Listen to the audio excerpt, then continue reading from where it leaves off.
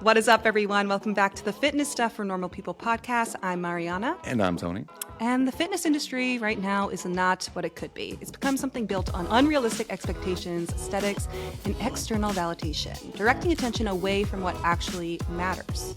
The bottom line is, we're not trying to provide just another fitness podcast, but completely change the industry for the better by providing you with the knowledge and tools to give you confidence in applying the best possible training and nutrition into your own lives.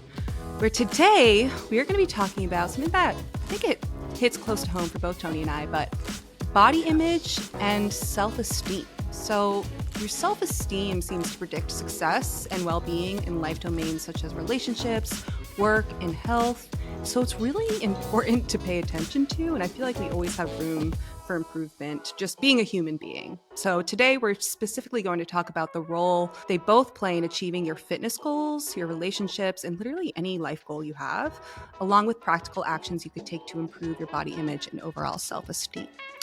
But before we dive into that, if you really like the episode or just the podcast in general, make sure to give us a 5-star review wherever you're listening. And you can go ahead and follow us on Spotify if you haven't already to stay up to date on all of our new episodes. Hit the follow button. And if you want more after each episode, join us over on Premium for just $5 a month, where you get a bonus episode every single Friday where we answer your questions. Where this last Friday, we did a massive AMA covering all of the individual questions that we had our audience asked about the sleep podcast that we did last week, like added tools such as mouth tape, different methods of falling and staying asleep, and so much more. And we do a ton of other cool ish over there, like a monthly $300 Legion giveaway, complete training programs like our 12-week push-pull leg program we dropped a few weeks ago, and so much more. Sign up for that is down in our show notes below. $5 a month, by the way. I just spent like $22, I think, on some new Fortnite skins the other night. What? Because they did a collab with my favorite characters, and I bought them so I could be in my game. I'm like, that was 22 freaking dollars. It's $5. That's nothing. Yeah. Anywho, quick shout out to our day ones, our besties, our homies over at Legion Athletics for sponsoring today's videos. Y'all know we spend a lot of time talking about them. If you ever need to re-up on your staples or try some new flavors, still head over heels for that sherbet pre-workout flavor. You can use the Legion link in our bio or type code FSPOD, that's FSPOD, for 20% off your first order or double points every order after that. Thank you, Legion. Let's talk about this. Let me start this. I'm talking to you dudes in this episode. I feel like a lot of guys don't give as much credit or put as much importance in self-esteem, self-image as females do. It's so freaking important. Mm-hmm. Stupidly important. Like you're saying, like it transfers to every aspect of your life. Because self-esteem, I think guys see it as self-confidence too. Yeah. The difference a good self-esteem can make in the trajectory of your freaking life, I can't think of more things that trump that. Mm-hmm. Yeah. But a lot of people don't talk about it, or at least take it too seriously. Yeah. And I just think with like men's mental health, I feel like the stigma is getting broken down a bit more, which is good. More people are talking about it, but it's still just because of societal expectations and standards. I feel like it's always going to be something that more men need to speak up about and like recognize, hey, this is important. And we're all silently struggling. It's not like it's one's more like men or women more so than the other, but it's definitely something that you see more of a silent struggle with men. And I feel like that just people will often ignore this topic of self-esteem and body image and say this mainly applies to women. Mostly women in the fitness industry struggle with this, and it's so not true. Yeah, and that's where I'm like, because you're right. It's not like just women struggle with it. Everyone struggles with it. But as a guy, and when I really struggled in my early 20s, late teens, it's not that guys don't struggle with it. I think it's that they don't take it seriously enough to address. Yeah. A lot of the time because of, like you said, a lot of the stigma that goes around. They think it's just something that you shouldn't even need to address because you're a guy. Mm-hmm. You just do that stuff. We're probably going to be talking about a lot of personal stories today. If I could just peer into the future, if I had to guess. Yeah. But I can't think of one more defining moment than when I started taking that seriously and what adds more to where I am today. Mm-hmm. Really. It's one of those things that bleeds into everything. And maybe, I don't know if it's because it's not something that's measurable. Like we talk about a lot with fitness things, like you can measure your calorie intake, your macro distribution, your sets, your reps, your weights, whatever. You can measure all that, right? There's like a numerical value that you can assign to it, where this is something that's, it's more complex than that. Yeah. Do you think that has something to do with it? Yeah, I feel like it's more like it's just something you have to put daily work into, like being in a good headspace, having good self-esteem. And it's more so your subconscious actions, I feel like how you're thinking about yourself, how you're going about your day, how you're doing things with, I feel like with the energy that you bring to your day-to-day life. It's so mental that sometimes it's really easy to just completely fake it and pretend like you're fine and just go through the motions and ignore that this is something that's really keeping you back in life. Yeah, absolutely. So we're going to first start off by, like we do a lot of, right? Communication is important. The most important aspect of communication, defining what the freak the words that we're using even mean, just so we're all on the same page. Because I think there might be a little bit more nuance to this than I had realized when you brought this idea up. But can we first start by kind of separating and defining what is self-esteem and then what is body image or self-image? Yeah. What's the difference with those words? Yeah. So there's kind of a lot of overlap here. So I like to start with talking about body image because that's going to be a large focus, but it's almost like it can be a component of self-esteem is how I look at it. But body image is how you see yourself when you look in the mirror, when you picture yourself in your mind. It's what you believe about your own appearance. So this can be influenced by your memories, your assumptions about yourself, your generalizations that you make about yourself. Also, it's how you feel about your body, just including your height, shape, weight. So when you just objectively think about, how do I feel about this number on the scale or how tall I am? And then how you physically experience or feel in your body. Do you feel uncomfortable? Are you always paying attention to how your stomach feels, or maybe your legs rubbing together, or maybe you sit with a pillow on top of your stomach because you're insecure about it. You feel uncomfortable. Like that is a component of body image. So there's multiple components there. Self-esteem relates to how much you like yourself and how you recognize or appreciate your individual character, qualities, skills, and accomplishments. So it's how you value and respect yourself as a person. And it's more about your whole self, not just your body. So self-esteem does impact how you take care of yourself emotionally and physically. And having low self-esteem can put you at a greater risk or increased likelihood of having poor body image. So they really do go hand in hand. Most people who have negative body image also have lower self-esteem, but the body image piece can almost be looked at as just, I would say, a part of self-esteem almost. Yeah. It's one piece of you. Your body is one piece of you. It's a part of yourself. So how you feel about that, yeah, they go largely together, but they can exist. So they can't be used interchangeably. But yeah, it seems like if we draw a big circle that is self-esteem, body image is a circle that lays somewhere inside of that. Yeah. Mm-hmm. Right. So same, but different. Okay. Yeah. So that's what it is. And a lot of this that we're talking about, and again, I don't know about y'all listening to this. I actually don't even know about this with you. I do not like the foo-foo, woo-woo stuff that you might hear on social media, yogi, whatever it is.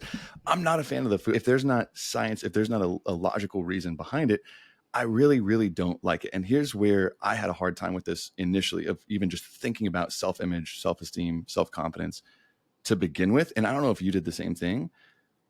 I hesitated so much to even take it seriously because so much of it sounds on the surface very woo-woo, right? Very, like The Secret, what is it? The Law of Attraction with the book, The Secret, right? Of just, like think it and it will happen, right? Believe you'll be rich and you'll be rich. Can you tell me why that works like that? Or is it like, no, you just got to believe it. It's like, I'm not just going to believe it. I'm not just going to do it because it's written on some book. I'm going to question it. And I will say this, I don't know if you struggled with that, but there is a lot of logic and a lot of sound science and reasoning behind all of this. Yeah. There is. It just sounds woo-woo on the surface, I think. And that's what we're going to hopefully do a good job of, is breaking that down to get over it. If you relate to that at all, right? You might be someone who can totally go with the vibe, love it.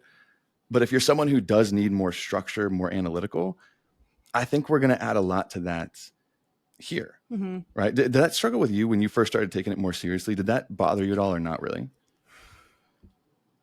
Not really. What I really struggled with is that piece of my self-esteem I always recognized that I had poor body image for quite some time when I was in my early 20s. I knew it. I knew that. I knew that every single day I Mm-hmm. thought about how I looked and I hated it. I refused to accept that I hated myself. That was not Mm-hmm. even something like just I refused to believe that my self-esteem was that low.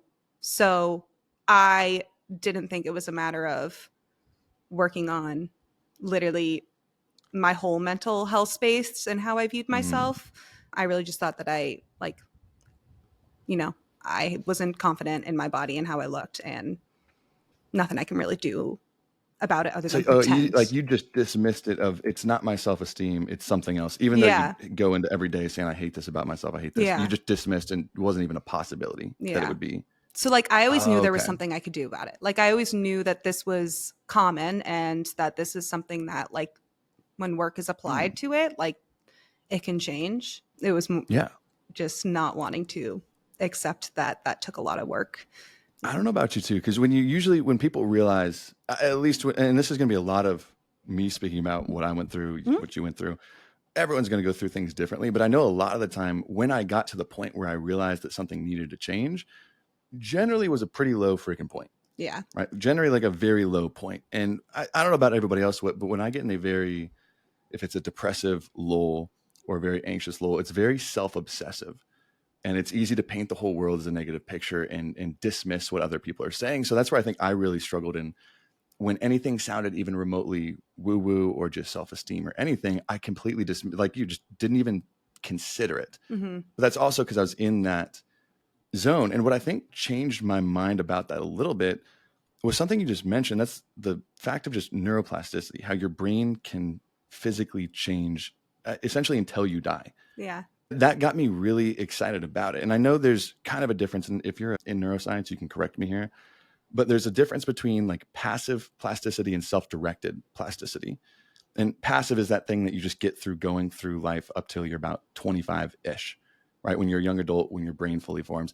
But the self-directed plasticity is what I'm honestly obsessed with now, because I truly believe anyone can be anything they want if they decide to do it. Like, it's plastic. You just have to learn how to shape it, Mm-hmm. right? Where all you really do is focus on the attention on the thing that you're trying to change, and you can make any change in your brain. I think that's so cool, knowing that your brain is not stuck like this. So if you feel like Yeah. crap, like if you feel like shit, if you feel self-obsessive, if you're just pessimistic about the world, you can understand that although it might not seem like a choice right now, that it's not set like that forever. It doesn't have to be Mm-hmm. eventually. Yeah. And I know we were talking about this too. The first step is always, honestly, the story you tell yourself in your head. You have to believe you can change it. And I know I Mm-hmm. gave you that example early on, where if I asked everyone listening to this right now, right, like if I said, okay, you've got a job and you've got 1 week, do you believe that you have the power to make any aspect of your personal life, your work life, or your relationship significantly worse in the next 7 days? Could you do that for me? Most people would say, yeah, I could think of 100 things of how I could make things worse, right? That's Mm-hmm. everybody. Yeah. Everyone could do that. But let's flip that coin. Okay, so you can make things worse. Do you believe in the power, or you have the power, to make any aspect of your personal life, work life, or relationship significantly better in the next 7 days, if that was your job? You kind of realize, like, oh, I could make it worse. Yeah, I guess I could make it better. But people, I feel like you don't even look at how could I make things better? But once you realize you're in charge, I think that's the first step of like, oh shit, I could actually do something about this. Because I don't think anyone chooses, like, they don't like to feel crappy. No. Like, who likes to feel depressed? No. You know? No one chooses that. But that's where I think explaining the neurobiology of it, in terms of why is it instinct to think that you could be really good at failing? Why is it instinct to think that your life could crumble in a matter of 7 days and you would be able to do that so easily? Why is it so hard to grasp the fact that maybe you could improve your life in 7 days? That instinct, an instinctual thought, is due to the neural pathways in our brain and the connections in our brain forming a habitual action. What feels instinctual is also habitual. That thought is habitual. Our thoughts, our beliefs, our values, our mindset shape those instinctive thoughts to just make them already true and make other thoughts nearly impossible. And with time of changing that mindset, changing those almost fixed beliefs and really challenging yourself to think otherwise, think that, no, I can do this. I could be able to be a new person in 7 days, like really having that positive self-talk over the course of a year, making that change. That's going to change the pathways in neurotransmitters in your brain and how they connect and what becomes instinct and what doesn't. And that's really powerful. And I think that not a lot of people think about that fact of how much your thoughts shape your actions and what you do subconsciously and how you think subconsciously. Yeah. Well, and I don't know I know people struggle with this at all different points in their life, but I feel like it's a common theme too in your late teens, your early 20s, really throughout your entire 20s. I think a lot is a common time as well. And I don't know about you, but a lot of it is, I think, how you're raised and who you're around. A lot of who you think you are in your head, or that story that you tell yourself, is given to you by other people that aren't you. At least that was big for me. Like one of my favorite quotes of all time from Carl Jung, a psychologist, said, "The world will ask who you are, and if you don't know, they will tell you." And I can't think of anything more true than that, where when you're young, you don't really know who you are. You don't take time to set up your values. You don't take time to really think through how you really see the world. And if you don't know all that stuff, and it's so important to really take time to figure out who you are, society tells you, your family these people tell you, and it's not going to be an accurate representation of you at all, right? They're basing that off of a sliver of who you are. And I think a lot of the people keep that sliver, and that's how they see themselves, is that sliver of their identity instead of who they actually are. And at least a lot of that, I think, is when you're growing up, you don't take the time a lot to, and some people never do, like to outline, okay, what do I value? Why do I value these things? What's important to me? You know what I'm saying? And if you don't know that, it gets projected on to you. And that's the hard part, is because it's hard to break that. Yeah, I feel like that's why so many people struggle out when they graduate college, especially if in college you feel like you have this really tight social circle, like you're always doing something, like you feel like that almost, I hate to say popularity, like if you have a big friend group and you're always have fun, and then that lifts you up, may give you a little bit of an ego boost, make you feel confident. If that's what you're relying on for years, that people graduate and they don't know who they are. And again, there's a lot of reasons for that, but I think that that's a really big one, is you've established who you are in the thoughts and perceptions of others, in your peers, how they view you. That's given you confidence. That's allowed you to feel like you're capable of doing things versus, wait, how do I see myself? Like, what? Now I'm alone, so there must be something wrong with me. And now I don't have that and I feel empty. I think about that a lot. And I think about how, like, sometimes I am like, wow, my circle's so small. Like sometimes I feel this tug of, do I feel lonely? No, I don't feel lonely. But sometimes I feel like it can be very hard to consistently rely on myself to form those beliefs, like give myself the confidence boost, give myself the positivity about, like, no, I'm doing good. I know who I am. Like, I have that confidence. Fully relying on yourself to be that person can sometimes feel a bit lonely and isolating, and it's not easy all of the time. Yeah. Well, that's the one thing I was going to say. It's an unavoidable path, I think, if you choose to, and you might be listening to this right now thinking the same thing.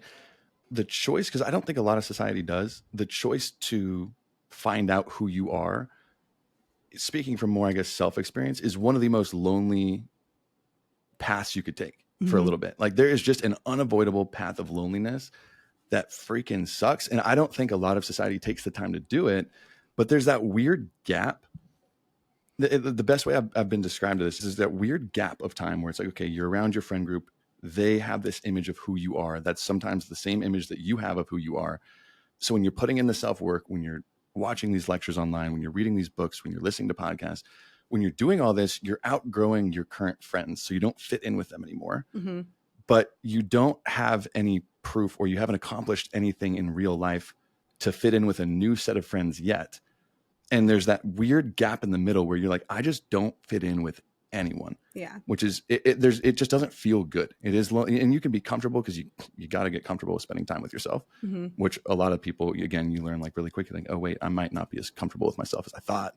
Yeah. But there's that unavoidable gap where it's like, as you start to change, there's that time where reality has to catch up to you, right? You might be doing all the right things. You might be putting in the work, but you haven't really done much in real life, or your real life doesn't value that to where other people see you like that yet. Mm-hmm. So you just don't fit in with anybody. And that loneliness sucks. And what gave me comfort is knowing that that is a sign of, oh, I'm doing the right thing. Because there's not a lot of signs that you're doing the right thing when you're lonely. It's really easy to get dark and be like, there's no proof that what I'm doing is working.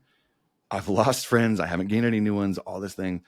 But knowing that that is a sign of, oh, this is the next logical step. That makes sense. This means I'm doing the right thing. Kind of helps you, because it's not days or weeks, it's months, sometimes years of that like lonely gap that you just can't avoid. I don't know if you went through that like after the college gap too.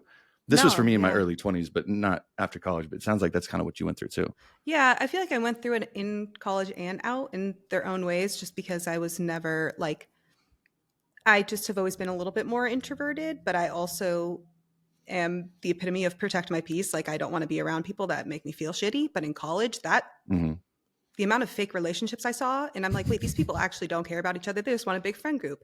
And because I didn't want that, that was isolating. But it's interesting because I almost did the same thing in terms of rooting my self-esteem and self-worth in external validation, not from my peers, but from my grades and from my professors, and getting like straight A's and doing like getting 100s on my tests and just spending all of my time in school.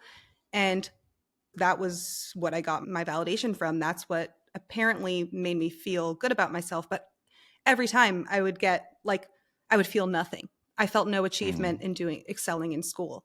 And I'm like, why don't I feel like this? And it's because it's not coming from me. Like, I care about school, but this doesn't, it's almost just checking a mark on a box. And I think when I graduated, and especially when I got to grad school, I started to realize like, I don't find value in like my academic success. I obviously find value in like succeeding. I want to graduate, want to do well, but that's not validating to me as a person. And because I was growing into myself, getting older, I started to realize that and work through it. So you can find like your self-esteem and also your body image are influenced by multiple components, or from your peers, your friend group, how frequently you compare yourself to others, whether that's on social media or just in your day-to-day, comments from others about your appearance or about who you are just as a person, ideals you develop about your physical and mental appearance.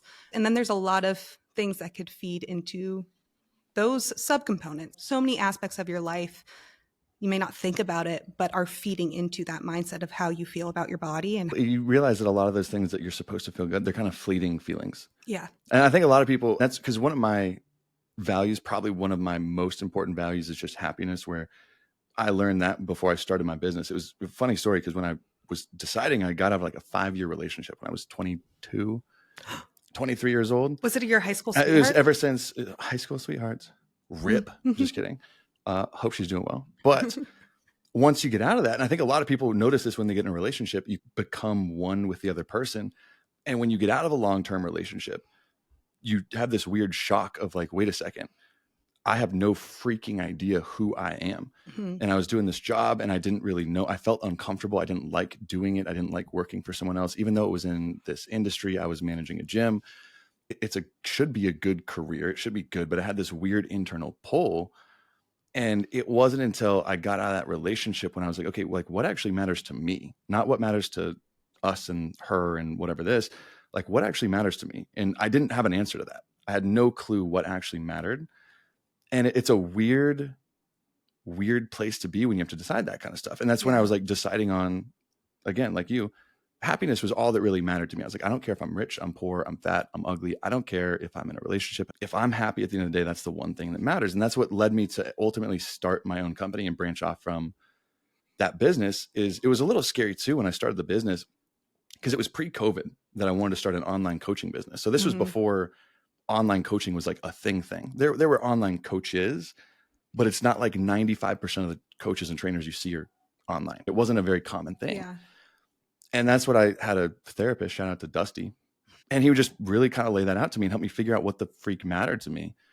And at the end of the day, he knew that happiness was the only thing that mattered. So I was really struggling with, should I quit? Should I start my business? Here's all the risks, all this. He's like, okay, if money wasn't there, like which one would you be happier doing? this one. If I stayed at my job, I'd be miserable. It's like, okay, so what's your most important value? Being happy. It's like, oh, and literally that week is when I put in my 2 weeks and filed an LLC in the state of Georgia for Bloom.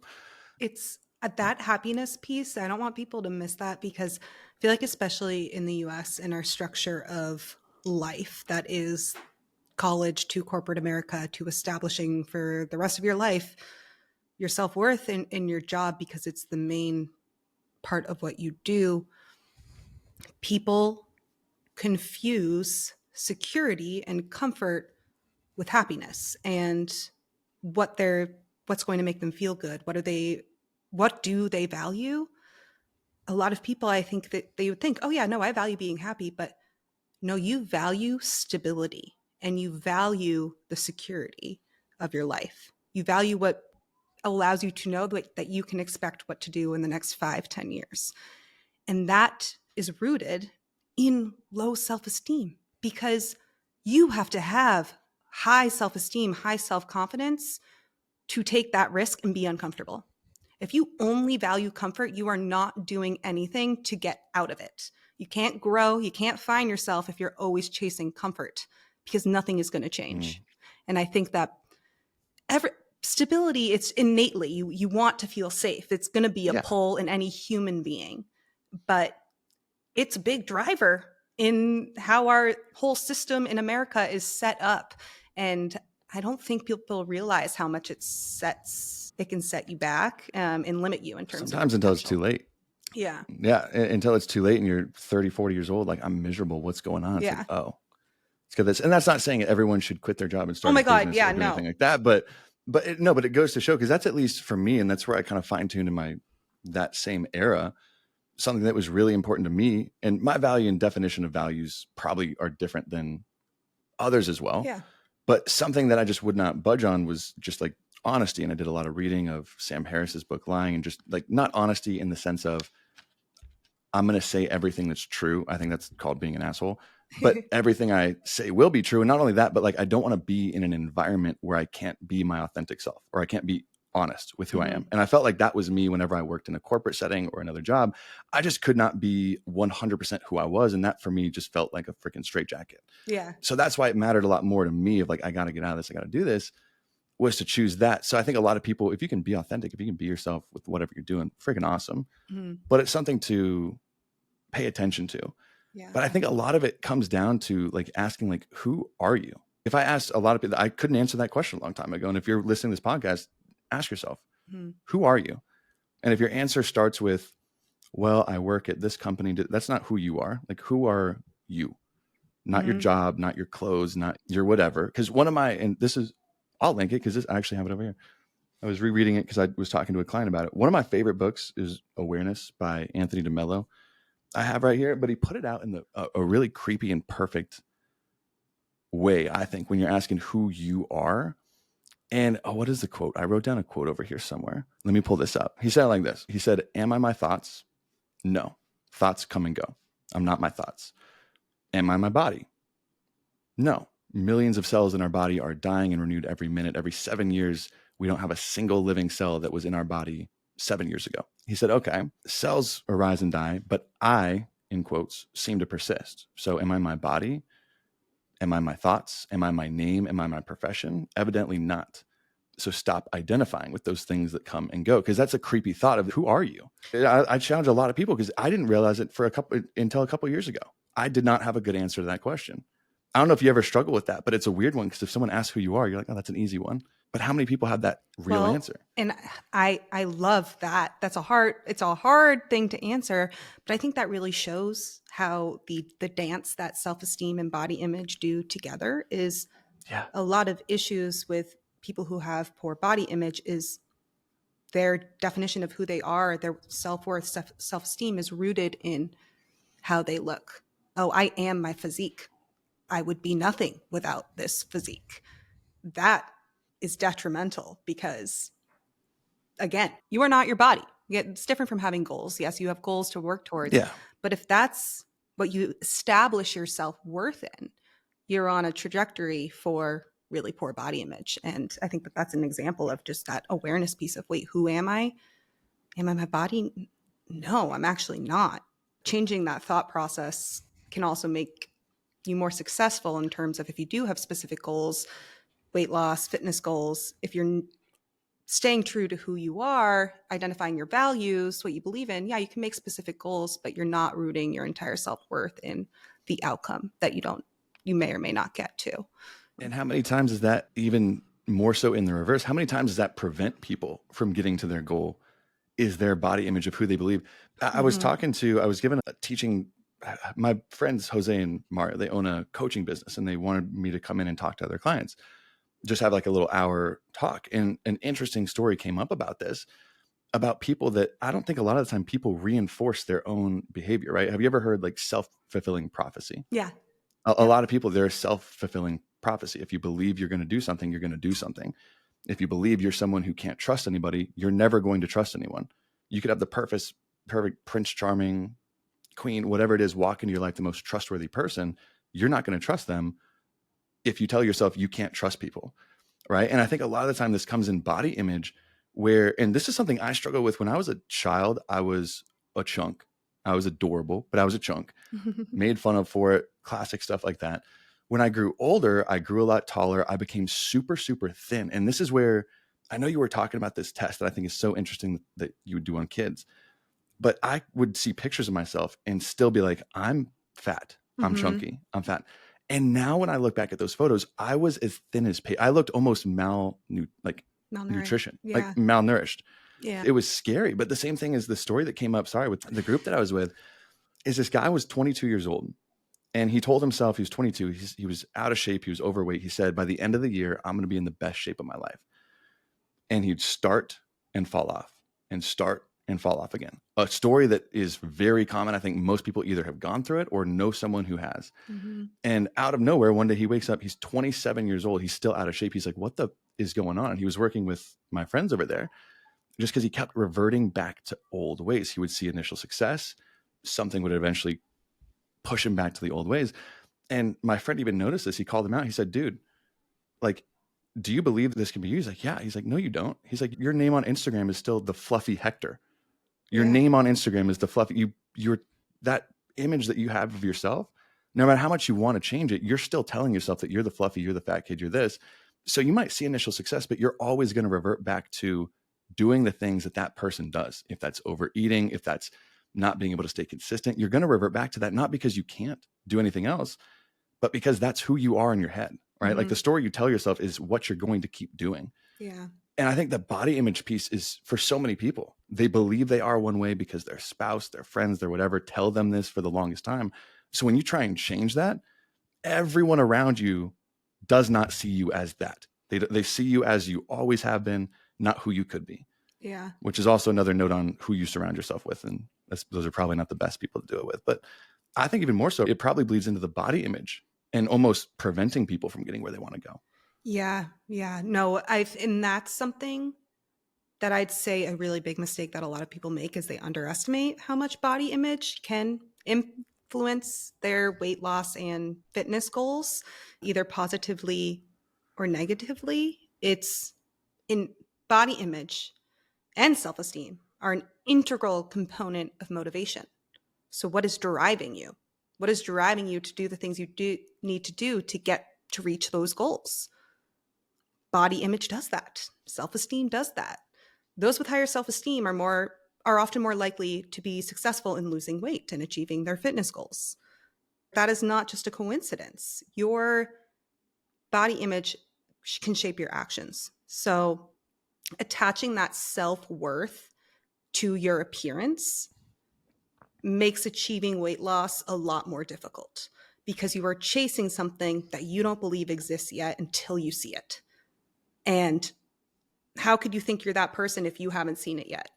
How can you be consistent if you don't feel like you're seeing any changes? You're chasing something that is rooted in external validation and you don't believe you'll ever get there. So you're not going to. And do you think even sometimes if you do start to see initial success of, oh, wow, I am changing, I am making the progress, you might almost get that feeling of imposter syndrome where you're like, no, that's not me. You'll come up with any excuse to where it's not true. You might catch yourself and be like, oh, wow, I look thinner. And that next immediate thought will be like, No, you don't. You're wearing that one t-shirt again that makes you look thin or Mm-hmm. whatever. You discredit everything and you'll just do anything to eventually, that just drives you off, right? Your motivation quits because you're like, whatever, because of what people think you are.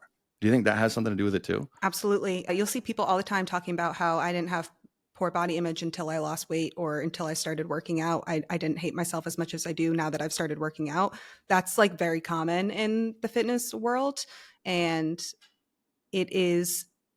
that's the subconscious action of the weight, the number on the scale being your motivation. You didn't even realize it until it happened. You didn't realize that so much of what you were doing was driven in getting this body that you pictured in your mind or the number on the scale going down. The second that starts to plateau, the second you start to see yourself and it's not what you pictured, oh no, like, what do I do now? Now I hate myself type of thing. Now it's never enough because you're always chasing something that is externally related to your success, not how you feel. And you see that happen a lot. I was going to say, that's usually, we talk about it all the time on the show. Ben Carpenter, when he was on the show, it's almost to a much, much higher degree in people who objectively are more fit, who have better body composition. Those are usually the people who struggle with it the most a lot of times, which is so backwards when you're not like that and you see that. You're like, how could that I would kill to have that body or whatever it is. And they're struggling with a self-image worse than someone who's much worse off than them. It's absolutely insane. And I think a lot of it is, okay, did you ever look at The Secret? That it was a book. It was a Netflix documentary a long time ago called The Secret about the law of attraction. No, I haven't. Okay. This surprises me because it was one of those things I wanted to roll my eyes at 100 times because people misrepresent it so bad, but it's so important. But essentially, like, the law of attraction is what you think of or manifest, you will attract to you. Oh. So people use this all the time where it's like, oh, you're not rich. Just tell yourself that you are rich and then money will come in. I hate that. Or like an example of this is like a person who complains all the time is typically attracting friends or other people who also have a bad attitude, or a happy, energetic person will attract other motivated people. And when I watched this, I saw a lot of they had in the documentary, a lot of successful people who were like, this is real. This is real. No one gave a logical reason of why it's real. And like I told you, I'm not one for just saying like, oh, trust me, bro. Why? Because give me a reason why, or I can't do it.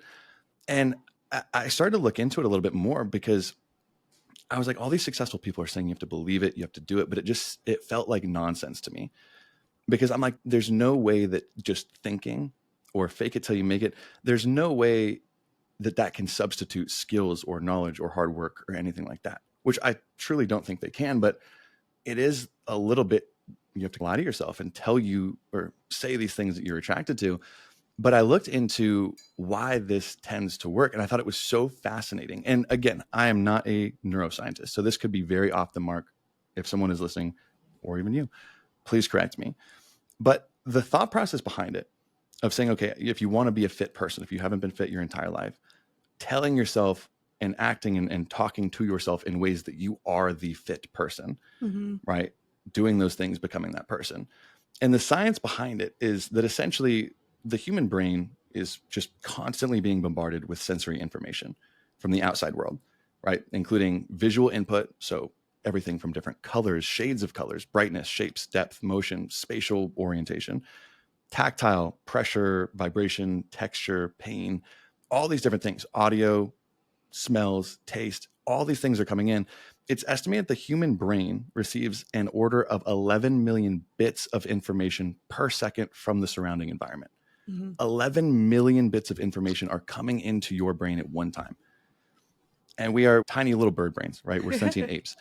Our brains can only handle about, it's estimated 40 to 120 bits of information at a time. So we can handle, let's say, average at max 100 bits of information. 11 million are coming in. And I thought that was so interesting because it speaks a lot to our attention because we're only conscious of those 100 bits, right? Like, for example, right now, if you're sitting here watching this and I say, okay, just real quick, pay attention. What parts of your foot are pressured on the ground right now, right? Are your feet seated on the ground? Is it the front of your feet? Is it the back of your feet? Pay attention to where the ground is coming in contact with your feet and where you're sitting the pressure on it. That's something that you're conscious of now once I brought it up, but you were not thinking about this a minute ago. a great example of this. Did you ever look at inside? Did you take any psychology courses Yeah, in we had school? to. Mm-hmm. Did you ever look at the invisible gorilla experiment they did in that one video? I might Where have. there's basketball players. Okay. Google this if not. It's so fascinating to me. But essentially, they would show you a video, and the video would start off. It was like 6 or 7 different basketball players, half wearing white jerseys, half wearing black. And the goal of the video, they said, okay, I want you to count how many times the basketball players wearing white are passing the ball. So for a minute, they're all moving around black and white, passing the ball. So you're counting. And at the end, the video ends. It's like, okay, cool. We have one question. What did the gorilla do in the middle of that entire video? And people are like, what are you talking about? What gorilla? Mm-hmm. And you watch it back, and there was a freaking man in a gorilla costume that comes right in the middle of the video and just starts clapping or doing something like that. And no one even knew there was a gorilla there because they were so like their attention was just honed in on that one thing. Or like at a cocktail party when there's a million different sounds going around, but someone says your name across the room, you hear it. Yeah. Same kind of thing. And it turns out there's that system in your brain of there's a lot of things that are directing your attention, but the name that was given to me was the reticular activating system, or the RAS. Mm-hmm. Have you heard of that before? Yeah, I have. Yep. Coolest crap in the world. And it starts to make more sense. But that little piece that's above your spinal cord, essentially where most of your senses come in, it really is very layman terms, connecting that subconscious to conscious, right? What's worth paying attention to? It's a filter of those 11 million bits coming in. What's like the 100 or so that matters? Yeah. So when you tell yourself what's important and you repeat this and you live like this and you quote unquote manifest it, if that's at the front of your attention, you just start paying more attention to things surrounding that. Same thing if you've ever bought a new car, like a blue Jeep. If you're like, oh, I really want a blue Jeep. The next day on the freaking road, you'll see 20 blue Jeeps. You're like, wait a second, I've never seen a blue Jeep in my life. Yeah. And I just saw 20 on the way. They were always there. That's just not where your attention was. So that's where I think the manifestation, the law of attraction has its draw to it, is because it's not some magic work that happens. It's that it keeps what you're paying attention to at the front of your mind. So if you want to become a fit or healthier person or change any aspect of your life, if you constantly are telling yourself and reminding yourself that, you'll just naturally start to see things that you were blind to before that aid in you getting to that goal over time. Mm-hmm. And I thought that was the coolest aspect of it, because before I was like, there's no way I'm just going to blindly believe this manifesting crap, which a lot of people love it. A lot of people hate it. But at least that gave me a little bit of sense of, oh, there is something happening in my brain of why this makes sense, why that will help me get to where I want to go. And I think there's a huge piece of that you're just on the surface of describing. You already did without saying it, but it's Give it to me. When you are paying attention to that person that you want to be, maybe it's just a fitter, healthier person. Now you're paying attention not to just to that, but more specifically the actions of that person. It's when you're paying attention to what does that type of person that I want to be do? And that's where you see the change. If you want to be a person that is healthier, you're going to notice the stairs before you notice the escalator, and you're going to take the stairs instead, because that's what this healthier person would do. You're going to think about maybe your portion size a little bit more. You're going to maybe think about choosing the dessert when you're already full. You're going to start doing things that embody that person. And that is where you see the change. You're going to start surrounding yourself with people who embody that person. It's what you start to do, which is where I can see the law of attraction, manifestation. There actually being some logic there and some components of just behavior and psychology and how you act that now has, it could be taken to great lengths in terms of manifesting. It can go very over the top, but it should not be ignored. And there's actually good sound explanation there as to why people see success there. That's the biggest thing is you start to notice things that you just didn't notice before. Like the example you just said, like you start to notice the stairs instead of the escalator because you're starting to think through someone else's point of view. Yeah. At least I don't know about you, but that is what helped me make the most change in like the course of a year, which I can talk about here in a second, but not thinking of what I should do, but define who I want to be. And then whenever all these scenarios would come up, it's like, okay, what would that person do? Because I didn't believe I was that person yet. I did not. And I was like, there's no proof that I am that person, but that's who I want to be. The whole fake it till you make it thing. But then you start doing, it's like, okay, maybe I don't know what to do, but I could at least guess what that person would do in this situation. Yeah. Did you ever? That was huge for me. Did you go through that phase? Absolutely. And I think also because it has something tangible to it, you can act on that. You can have actions that help you believe you are this person. And that's when you set goals and you shift your mindset to something that you can act on. And I feel like a lot of people will set their goals in something that they don't even know any direction towards because they're not specific enough. There's no, it's just, I want a six pack. Okay, well, how realistic is that? Can you do that? Can you even be a person who has a six pack versus let's reshape that goal? Maybe you want to be someone that is a little bit thinner. Maybe you feel, okay, if you're thinner, right? What would that person feel like? Like, let's shape it there. You want to be a person that can take the stairs, can walk places, not feel tired, have a lot of energy. Okay, that's more specific. Let's get down to the actions. How can we act on that? And you just have to start getting down, even digging even deeper and deeper and building something tangible within your mind. Like, how can I act on this person that I want to be instead of wishing you were something and not being it. How specific you are is probably the most important piece. I didn't realize that until you said that, but being just stupid specific. Like if you're asking yourself, should I be more specific?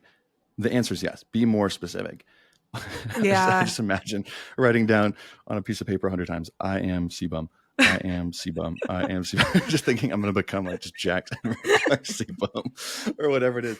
I am Jason Momoa. Yeah, right. I am Jason Momoa. I am Jason Momoa. But what happened for me and what I didn't realize, funny story that seems a little off topic, but is when I was, again, newly out of that relationship, still trying to figure out what's important to me, what matters to me, all this stuff. Of course, when you're freshly single out of a 5-year relationship, you're starting to think of like, ooh, who do I want to date? What's my dream girl? What does this look like? All the questions. And there was a story where I went to a couple seminars with my friend at the time who also was getting out of a long-term relationship.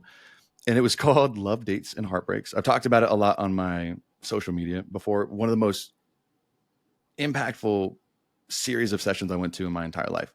It's on YouTube too. I could link it later on my social media. But it was Love, Dates, and Heartbreaks. And it was essentially just talking about those things and the values. And in that seminar, he brought up the story. The speaker brought up a story. And it was a story of a girl in high school talking to her mom after school one day. And this was a pretty normal average girl. She wasn't a crazy good student. She got like B's, a couple C's, didn't take part in sports, any extracurriculars, anything like that. But she was a nice, sweet girl.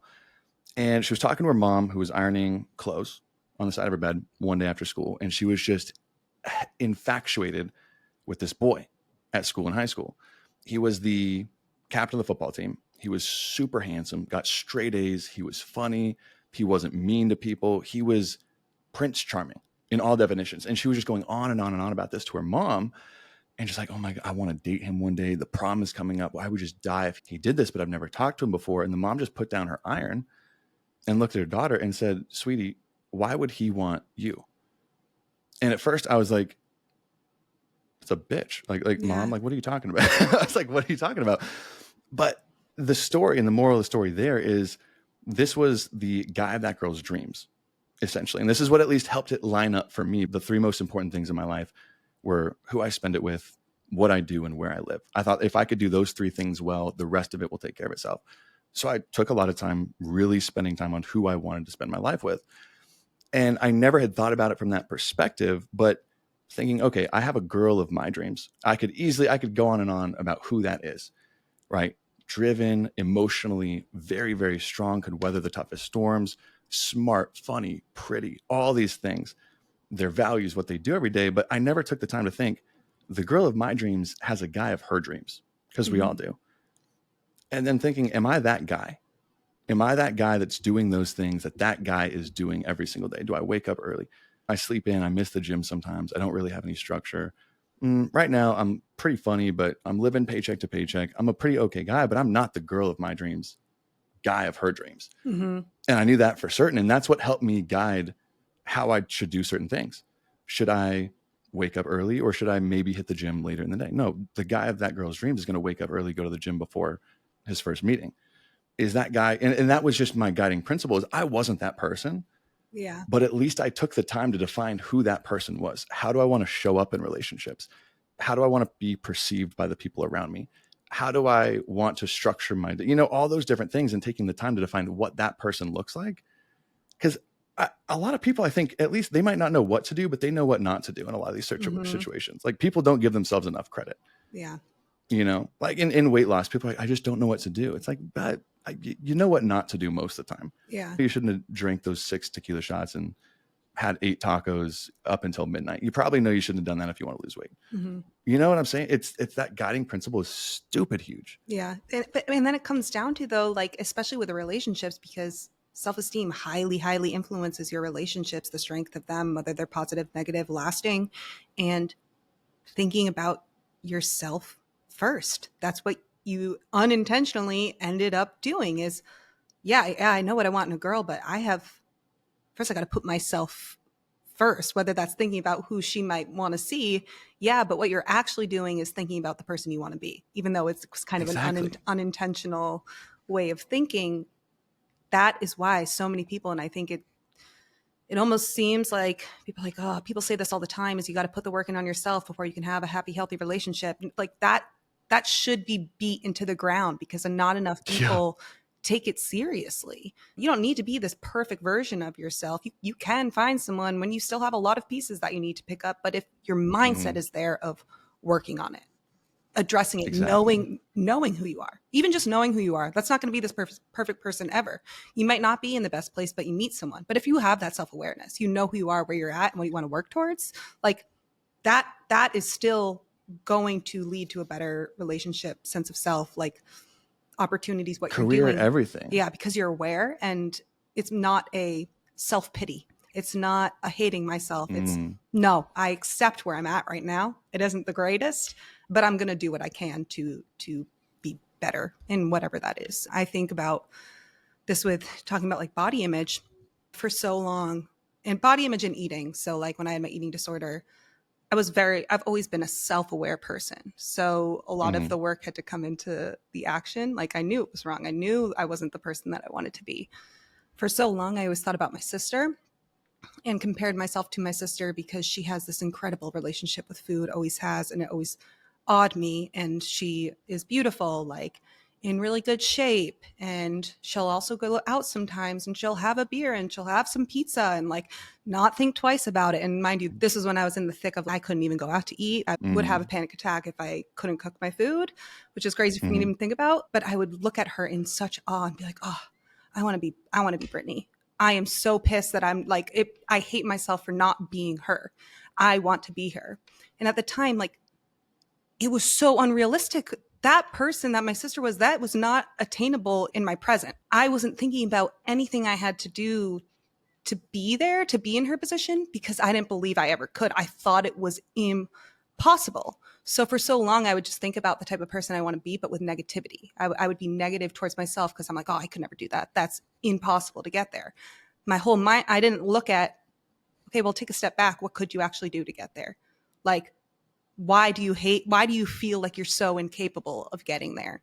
And it was, I was gonna say, did you almost reinforce why you were that way when you saw, like, had that comparison of like, she's like this, I'm like this, and instead of saying, how can I get there, it was almost reinforcing why you're there and you're not here. Yeah. And like kind of saying like, this Absolutely. is why, obviously. It's because, okay. Yeah.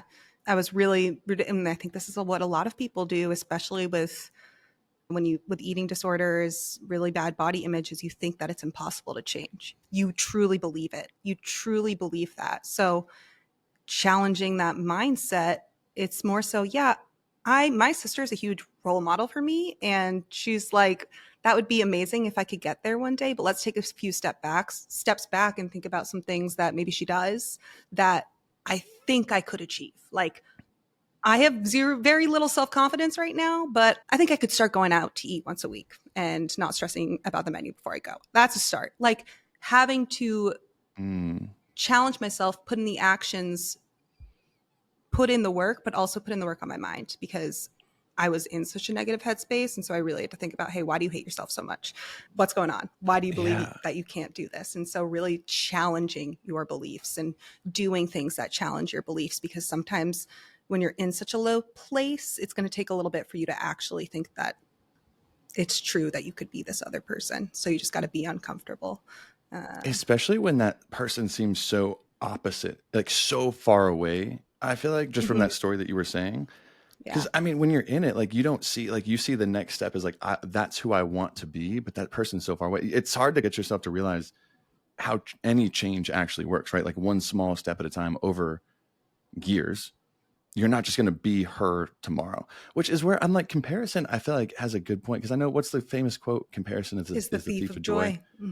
Which I agree with to a point, but at the same time, I feel like you could use comparison to motivate you in a way, not in a negative sense, but I guess to inspire you. Like you see what someone's done and you can be inspired by that. I guess not comparing yourself, but it's when it turns into envy, where I feel like you can almost start, that's where that negative reinforcement comes in, where you start to say, that person's how I wish I could be. But then you start making excuses or reasons of why they are and why I'm not. And that's why it's okay. And that could be anything. That could be like you just experienced, like your relationship with food, or how someone looks, or how successful someone is in business, or how happy someone is in a relationship, or just happy at all. Is like, oh, well, of course they're happy because they have X, Y, and Z. And of course I'm depressed because of X, Y, Z. It's very hard to get out of that loop. But it's even harder when that person that you're comparing yourself to is so far away. Your brain just can't comprehend how that's possible. That's the fixed versus growth mindset that we've talked about on an episode before, I think, and being so stuck in that this is how it is, this is how it's going to be, versus there is potential for something to be better. I can do this to become a better version of myself, or I can change, versus this is impossible. And it's not tangible, and that's really hard for people. You have to do the work within your mind, how all of these thoughts are shaping your actions, which is why it can be really daunting.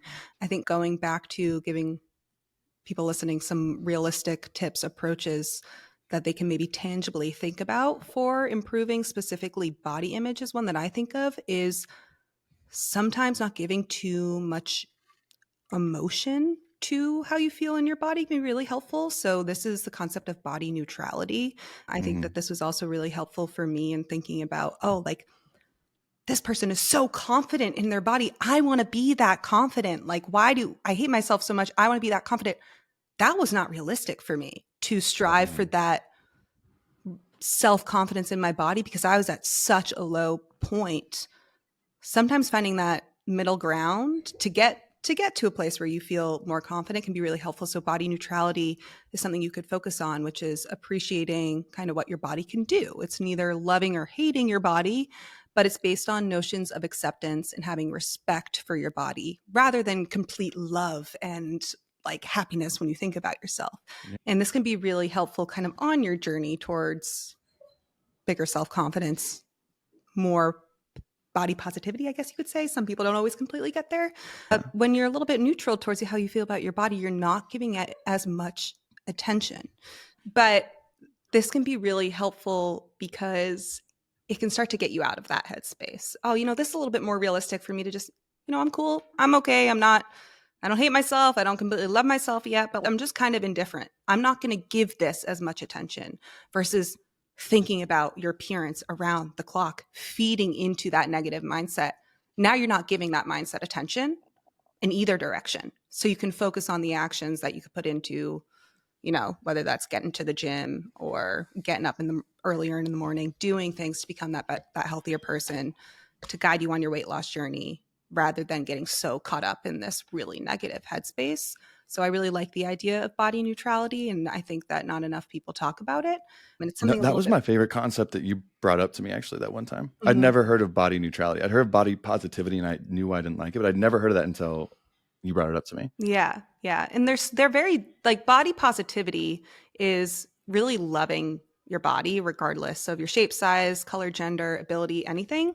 And it's been a really good movement. And I think some people are there, and like, that's amazing. Like, honestly, like, you could see it. You could tell when someone's so confident in their body and they're just great. But it's so unrealistic for so many people. You can't just tell someone to completely love themselves. And especially when we're talking about how body image is so rooted in your self-esteem, you're going to have to work other places as well to get to that point of like really loving yourself. So along the way, if we could just be kind of neutral, it's going to allow you to work on other facets of your life, because you're not giving so much attention towards that negative headspace. And I feel like it's a little dangerous, the whole because again, you can tell when someone's super positive and in love with how they look. Mm-hmm. But I feel like it's dangerous because it's like you almost hit a surge point where you can run and do this. But I've challenged myself on this a lot, and I'm trying to find a way where this doesn't work, but I haven't found that yet. Not to say there isn't, but the thought of, if let's think of like loving yourself or getting love or that happiness feeling from how you look is just like a coin, where it's like heads might mean you feel good, tails means you feel bad about the way you look. I don't think you can just take one of those. I feel like you have to take the whole coin, and you might be able to surge and go on a run and hit heads a few times in a row. But I feel like if you're signing up for feeling good about the way you physically look, that eventually there is a time where you're signing up for feeling negative because you don't look that way anymore because of the way you look. And that's why I love that concept of body neutrality, because I feel like that's where I've been for a good long time now, but not always. Yeah. But it changes everything when you're not, it takes up 0% of your headspace worried about how you look, just being neutral of it's not good or bad. It's like, cool, whatever. Yeah. It doesn't bring you any positive or negative emotion. Because I think when you're signing up for the positive, you're signing up for the negative. Yeah. And it's something that I don't think a lot of people think about. It's like, what do you mean I shouldn't feel a certain way about my body? Because you're almost trained to it in society.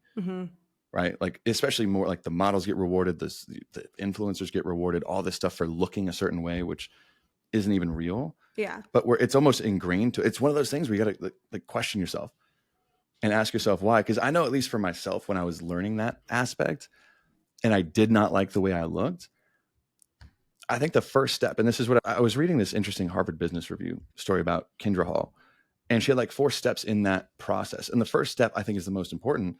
It's to catch yourself in the act. You don't have to believe yourself. You don't have to tell yourself whatever, but you have to catch when you're doing it. And I think if you think through why it doesn't make any sense to derive any positivity or negativity from the way you look, take some time, one, to think about why that's true. Don't just take our word for it. Think about it. Because if you don't know why, it's not going to mean anything. So think and know why, right? Your body has nothing to do with your value as a human being. Yeah. Go write about that. Think about that, because it doesn't logically make sense. But that doesn't mean your brain's going to change.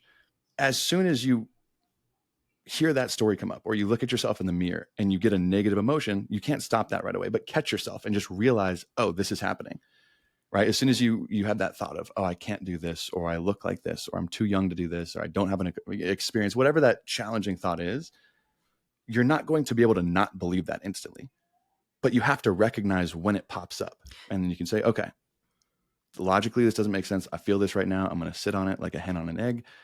I'm going to have it, but I know logically that doesn't make sense. And then if you can do that repetition after repetition after repetition, I think that's where that improvement slowly but surely works in. Yeah, I completely agree. And so the first step is like the awareness of these thoughts, how you're feeling about yourself.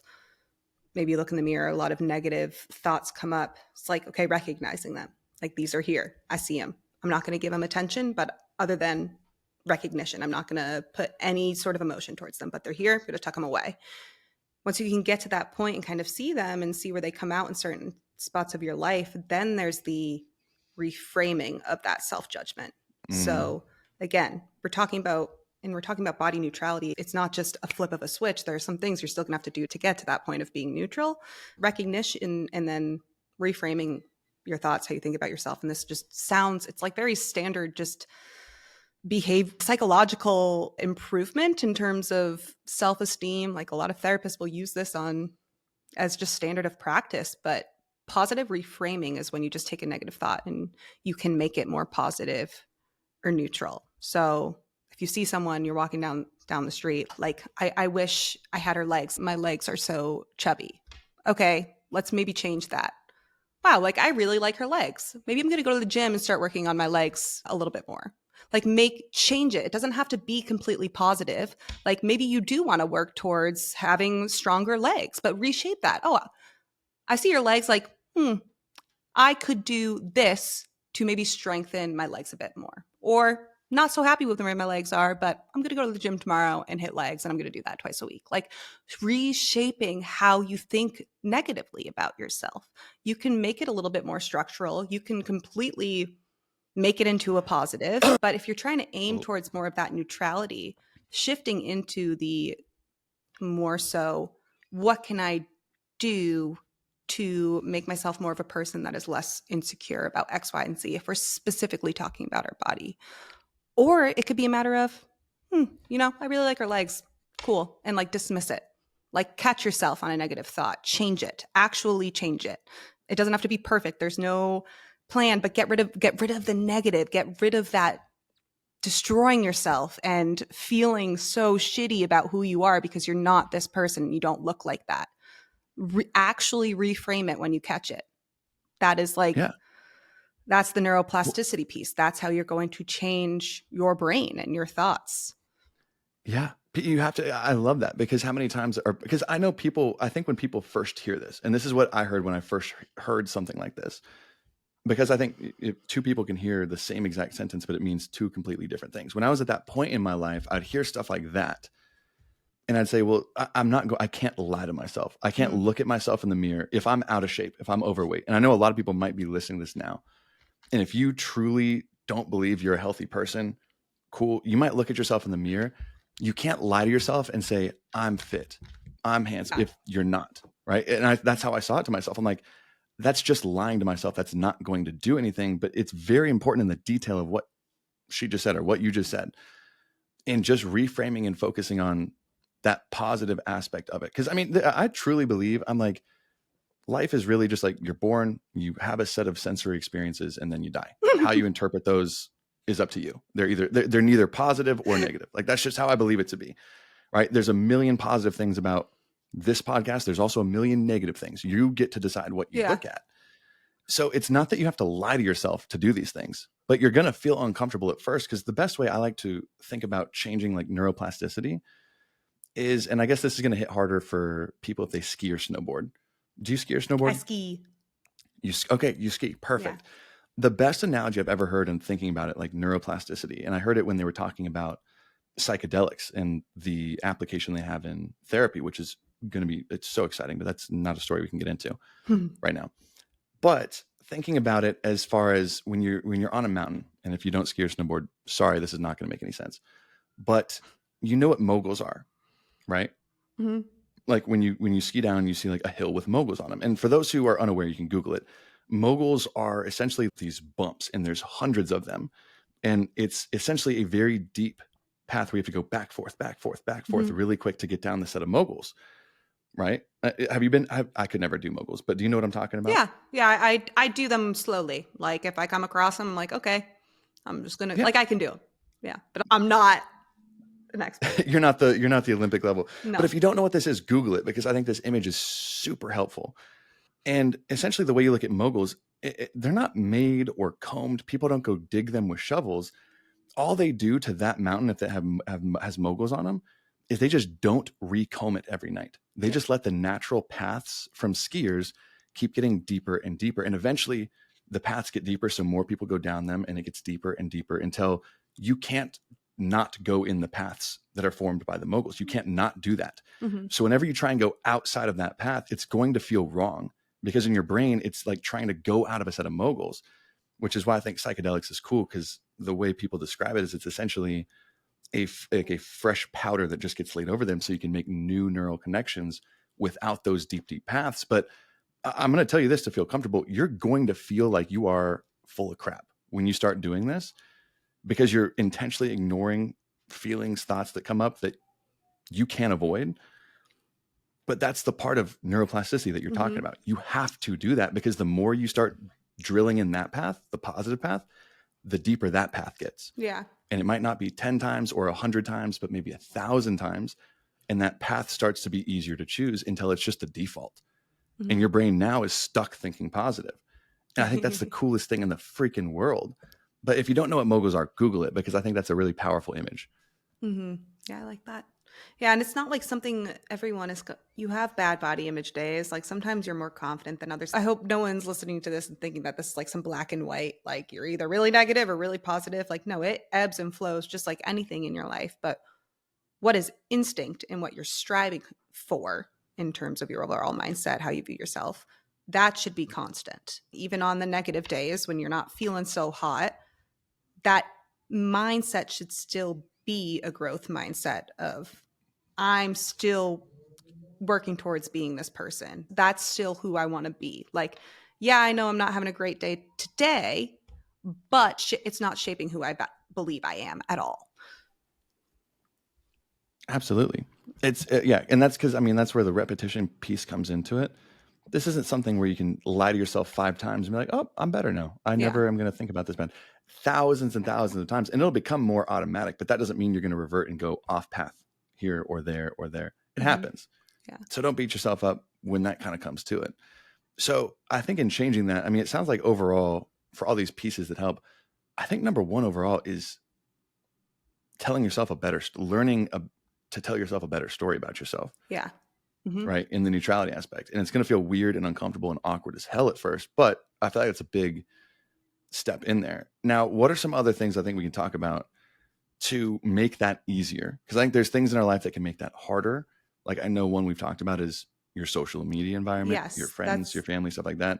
So what are some things that can make that? Because that doesn't make it impossible, but it definitely can make it either a lot harder or a lot easier.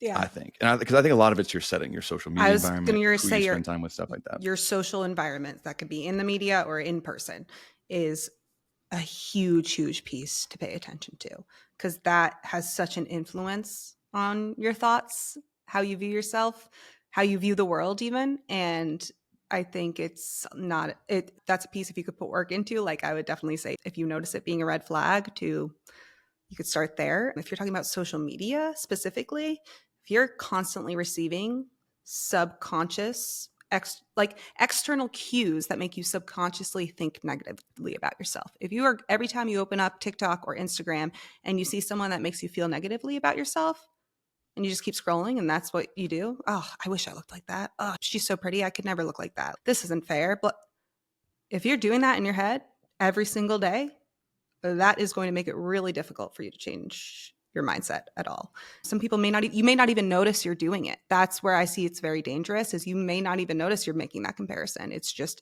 instinctual for you to compare yourself to the beautiful fitness influencer that you see online. So sometimes a little purge of who you're following, you can still like this person. You could still find that they're inspirational, but maybe you have to unfollow them because your head keeps comparing yourself to them in a negative light. That's okay to do. You have control over that. You don't have control over what people create, but who you follow, if they make you feel like shit about themselves, it could be nothing that has to do with them at all. But unfollow them. You can always follow them again when you're in a better headspace. That's like a huge no-brainer to me, and I feel like not enough people do it. Like, I love a good purge. Well, and I was even saying, I think we were talking about this. I forget which episode it was, but if you're uncomfortable about unfollowing, even to get yourself to do it, like mute their profile. You can still follow them, but you can mute it so you don't see their stories, you don't see their posts. And I think it's important to note in improving that environment. I think when you're going through these changes, it's important to do that. But not oftentimes, but I've seen it done before where it becomes a crutch, where now it's like I've taken every negative stimulus out of my life. So whenever something does sneak in or show back up, everything just goes to shit, right? Everything falls apart, everything there. So it's one thing, get that out of your way a little bit so you can work on improving yourself. But you have to be doing the work. Again, because at the end of the day, the problem isn't the person on social media who you can, let's say a dude pops up. Let's say C-Bum. Let's say every time I saw C-Bum, who I have a crush on. Literally don't know who he is. Chris Bumstead.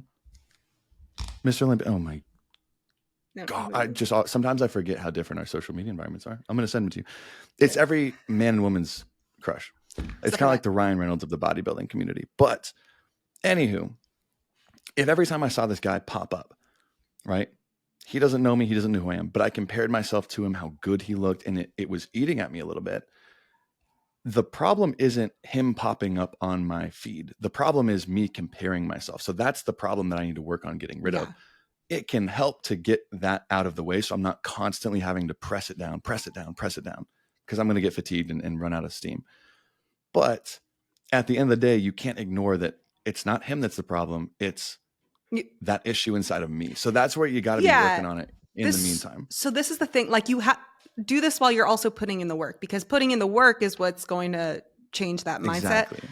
Yeah. Eliminating the the triggers, I call them, that's not going to do anything. So this is where I have a huge bone to pick with people saying they're triggered, especially as someone who has gone through a lot of fucking work to get through my eating disorder. When people say this is triggering to me, like there's times where you can see like, this is very triggering. If you're showing eating no food, like that's just dangerous and it could be triggering to people, but it's mainly just dangerous. So get that shit offline. But someone just doing their body check in the mirror, like maybe you don't align with it, but some people saying they're triggered by it. It's like, all right, maybe you don't like that someone's doing that, but if that's really genuinely triggering you, you haven't put in any work to allow you to just scroll past it, to say you're not interested.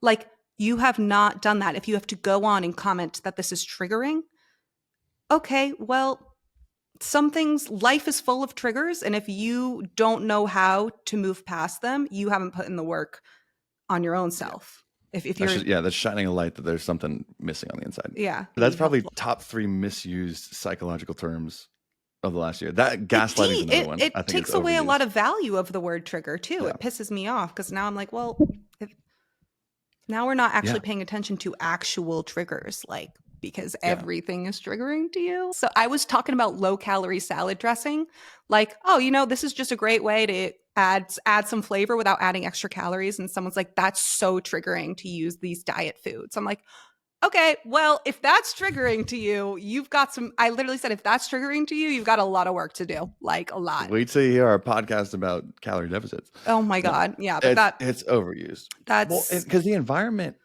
this is something that I think I had to realize I had working for me when I was able to make the progress at becoming myself. And it's probably a couple years, and it's always going on. It's always, But the few biggest years where I made that change was also when I had left my home environment, grew up in Denver, moved to Atlanta, Georgia. And then from Atlanta to San Diego a few years ago, the change of environment we've talked about before is stupid.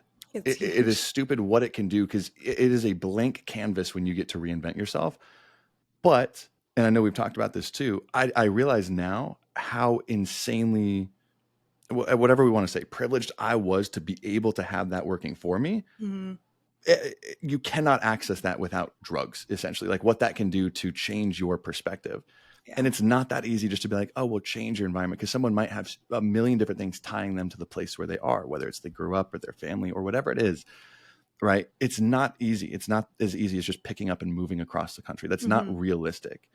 And although I think it's one of the most valuable things you could do, it's not realistic for 99% of people. So I think people don't realize that you can change your environment sitting at home right now. And I think that social media environment is one of them. Yeah. And I know one of the common quotes is like, you are the average of your 5 closest friends, or the 5 people you spend the most time with. Yeah.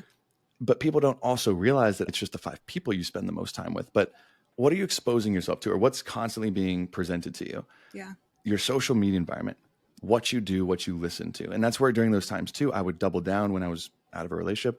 I was watching lectures on YouTube. I was reading books, listening to podcasts where I might not have had the best group of friends at the time, even though I had some that were insanely important to me.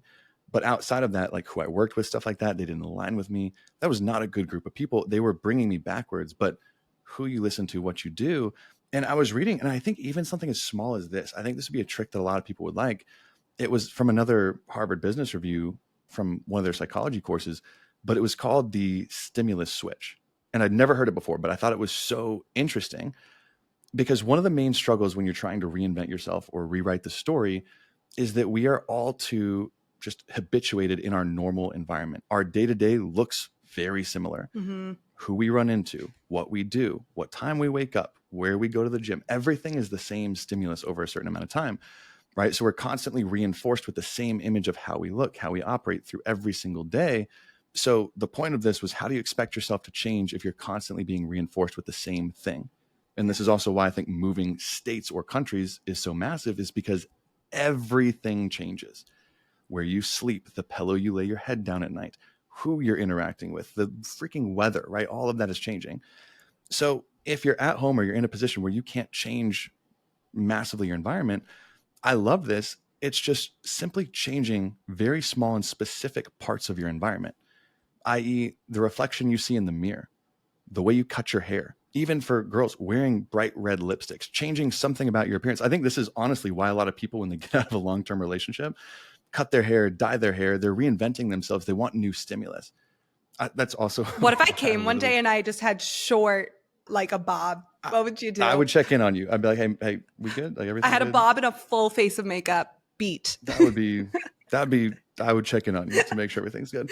Which I bleached my hair and got this nose ring the month after I got out of that relationship, just for another one. But changing those small things, that could be as simple as a new perfume or cologne to trigger a new scent. Or if you're just wearing the same sweatpants every day, or you barely comb your hair, do something, right? Do something to change that, even how small that is. You can have the same job, the same friends, the same everything. Do something intentional to change part of that stimulus while you're going through these new changes that we're talking about. And I think that would make things so much easier without having to move states. But as you're telling yourself a new story, when you're practicing these things, be someone different. Because if you are who you tell you are, and you're not changing a thing about who you are physically or mentally or whatever, if that's all you see, it's going to be real hard to change past. Where if you can even just put those little triggers in there, I know we just talked about the word triggers, but those small little changes in your environment, I think it goes a long way of saying, oh, I'm not that person. I can be this person. It's interesting, but I thought that was a cool piece that I picked up from that article. It's like when I got bangs during COVID or right before COVID, like actual straight bangs, like what these are like not, these are, I had them for like 2 years almost. I actually really liked them. Might go back one day, but it was such a little change, but seemed so drastic because how I looked in the mirror, I was like, oh, wow. Like this is one of the reasons why I did it is because I was really struggling to keep up with myself and just like genuinely, this was a time where I was lost, kind of lonely. Depression was really bad, feeling insecure. I wanted to get bangs so I would have motivation to do my hair because they look all crazy if you don't actually do them. Okay, this can motivate me to actually like put a brush to my hair and just feel like I'm doing something for myself, like really little changes to my routine, my day-to-day, like that can actually really go a long way. It's not, it could go past the superficial of like, ooh, I just want to make this like drastic change. It's like, no, you could kind of have that little hack in terms of this is actually going to make me take care of myself a little bit more. Yeah. I really, really like that stimulus switch idea. Now I have bangs. Now I have something I have to do. Like you're someone different because it's going to feel weird. Yeah. And you might look so stupid. When I bleached my hair at the time, I was like, this is so me. I look great. When I see pictures back, I'm like, I look stupid. Yeah. I look ridiculous. But that change was like, I am truly, you look at yourself in the mirror, you might just be a little bit different. But you'll see yourself, you're like, holy crap. Like, this is me. That's still me, but that's nothing what I thought I was. Yeah. And it allows you to have the courage, the confidence to sometimes take those steps of challenging your beliefs or doing all these things, which is so cool. Because that's the one thing that you get with moving states is if I bleached my hair when I just moved to a new state, that's how people see me. That's how people know me. If I bleach my hair at home with everyone who I grew up with, my family, they're going to tell me how stupid it looks. They're going to tell me that it's not me. They're going to tell me it's dumb. They're going to tell me it's a phase. They're going to just reinforce that is not who you are. Yeah. But if you're in a new place, no one else knows who you are, right? That is who you are. So you get pieces of that with the moving piece while you're still at home with who you surround yourself, who you listen to, wearing red lipsticks. Don't bleach. Really put some thought into bleaching your hair. That was something I wish I put more thought into. But that was a cool piece as well. Because I think those are actionable items too about changing your circle. Do we want to like round this up with anything? Is there anything else that you feel like we haven't covered? I think we could tie a bow in this. Absolutely. And I think the one final note, all it takes sometimes when you're going through all this change is one person to really truly see who you're trying to become, who you are. It takes one person sometimes to believe in you. Like if you're starting a business, if you're doing anything new, if you're doing something that takes challenge, there's going to be a million people that scoff at it that might not directly say, this is stupid, this is a bad idea, but who just don't really give it the time of day, when starting those things out. All it sometimes takes is one person to really pay attention and take it seriously. That's all it really is. Not saying it's a good idea, but take whatever you're doing seriously. And I try my hardest to be that person with anybody else. Someone could bring up the most ridiculous idea in the entire world, but I want to hear about it. Tell me about it.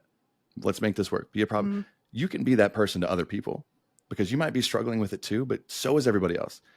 So I would say, try your hardest to be that person. Like, for example, I would have never started this company. I would have never done anything. My best friend, Kirsty from Atlanta, without her, she was the first person to really, truly believe in who I was Mm-hmm. I don't think I could be who I was or that one person. You can Yeah. be that person in someone else. It's Your friend, your sister, whatever. I love that. I don't know why this just hit me so hard but it's how true it is. If you think about, I think about my mom. If you've ever had someone in your life that has just unconditionally believed in you, if you ever thought and you're like, how? Yeah, you're like, why the hell do they believe in me? How do you think that this could happen? If you've ever had that thought when you're talking about to someone about your dreams, your aspirations, what you really want in life, and they are just absolutely enthralled, think you could do it, no questions asked. One, that's very lucky to have that person. Seek that out. But it's when you have that, it's like, don't underestimate that. Don't just brush that off because that person sees you.